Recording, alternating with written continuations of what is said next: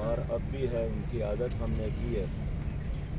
اور اسپتال انتظامیہ کے مطابق 105 مریض یہاں پر آئے تھے،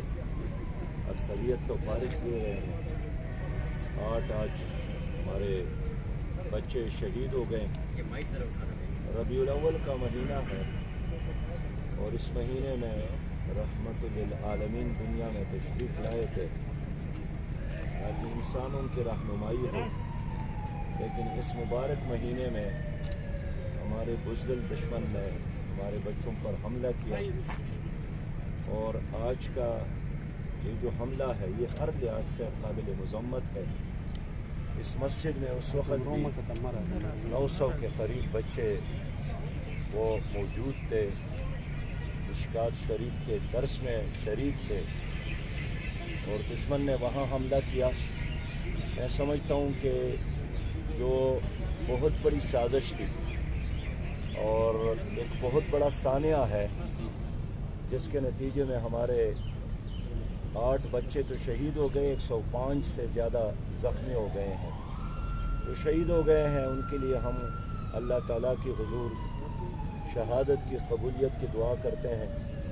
اور جو زخمی ہیں ان کے لیے شفائے کاملہ کی دعا کرتے ہیں، وارثین کے لیے صبر و استقامت کی دعا کرتے ہیں، اور ظاہر ہے پوری قوم وارث ہے، ہم سب ان کے وارث ہیں۔ اللہ تعالیٰ ہمارے ملک کو امن کا گہوارہ بنا دے۔ اب سوال یہ ہے کہ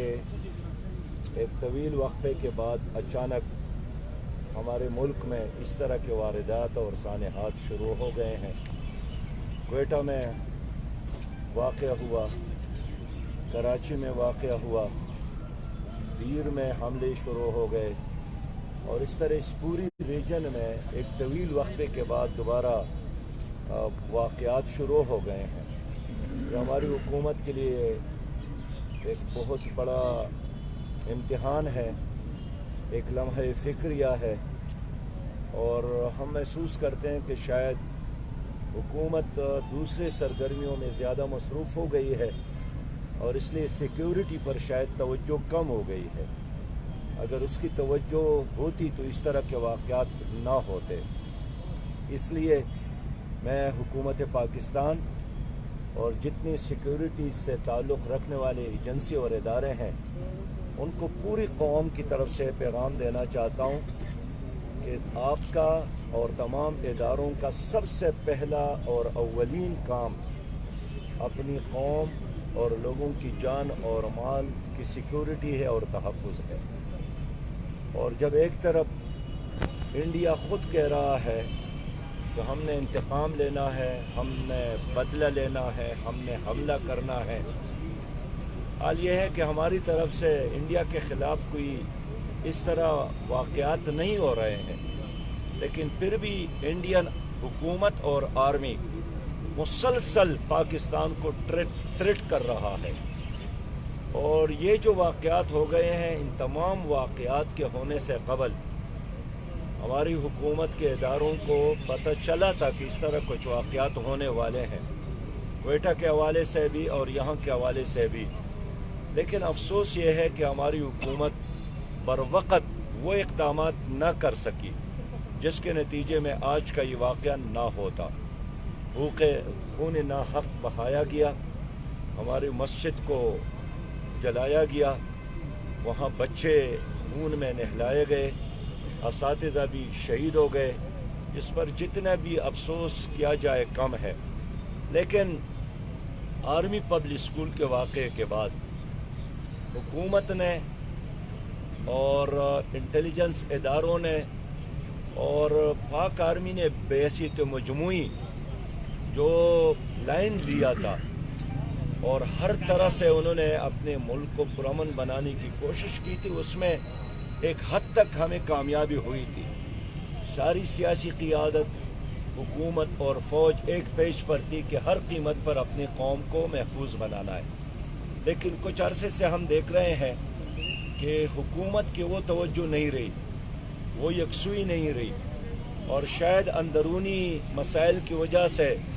انہوں نے اس مورچے کو چھوڑا ہے۔ لیکن ہم دوبارہ حکومت کو آگاہ کرنا چاہتے ہیں کہ تمام کاموں سے سب سے زیادہ اہم کام پاکستان کی وفاقی حکومت کا اور صوبائی حکومتوں کا اپنے ملک کو، اپنے شہریوں کو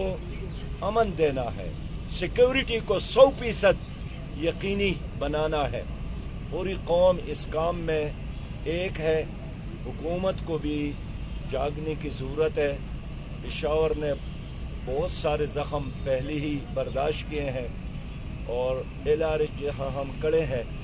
یہ دنیا کا واحد ایسا اسپتال ہے جہاں ایک سال میں 5-6 ہزار سے زیادہ بموں کے، دھماکوں کے اور اس طرح بارود کے جلے ہوئے لوگ آئے ہیں، ان کی یہاں خدمت ہوئی ہے۔ اور اس LRH کے عملے نے بہت بڑی خدمت ماضی میں بھی کی ہے، اور خاص کر ڈاکٹروں نے اور ان کے ساتھ جتنا عملہ ہے،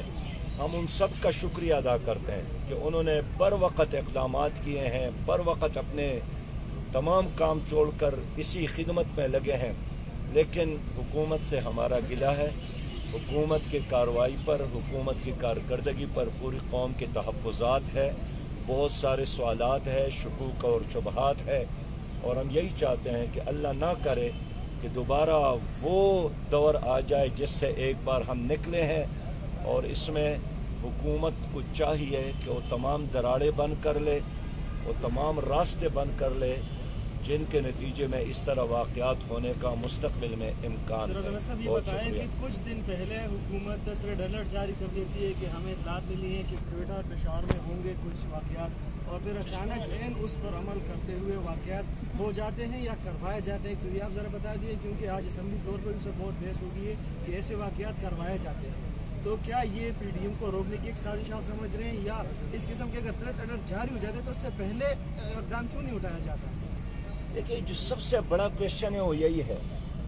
کہ اگر خود ان کے اداروں نے حکومت کو انفارم کیا ہے، اطلاع دی ہے کہ اس طرح واقعات ہو سکتے ہیں، کوئٹہ سے پہلے بھی، کوئٹہ کے واقعات سے پہلے بھی اس طرح، اور پشاور کے بارے میں بھی، تو پھر قوم حق بجانب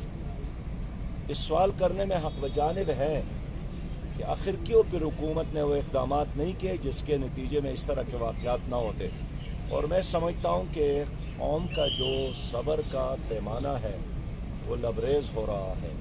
ایک طرف مہنگائی کا عذاب ہے، بے روزگاری کا عذاب ہے، اور دوسرے طرف حکومت کے ناقص کارکردگی کی وجہ سے بدامنی کا عذاب بھی ہے۔ کون ذمہ دار ہے؟ ظاہر ہے جو اس وقت کرسی پر ہے، جن کے ساتھ اختیارات ہے، جن کا حکم چلتا ہے، جن کے حکم پر تمام ادارے الرٹ ہو سکتے ہیں، جاگ سکتے ہیں، یہ ان کی ذمہ داری ہے، اور حکومت کو اپنی ذمہ داری قبول کرنی چاہیے۔